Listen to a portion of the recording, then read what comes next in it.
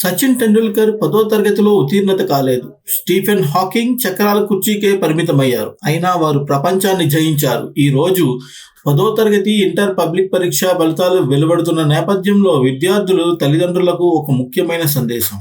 10వ తరగతిలో ఫెయిల్ అయ్యారు, కానీ క్రికెట్ బ్యాట్ పట్టారు. ఎన్నో రికార్డులు సొంతం చేసుకున్నారు. ఇది సచిన్ టెండూల్కర్ జీవిత వాస్తవం. ప్రమాదకర వ్యాధి సోకింది. స్పందన కోల్పోయారు. చక్రాల కుర్చీలో కూర్చొని వేళ్ల సాయంతో విశ్వాన్ని అన్వేషించారు. స్టీఫెన్ హాకింగ్ ప్రపంచ ప్రఖ్యాత భౌగోళిక శాస్త్రవేత్త.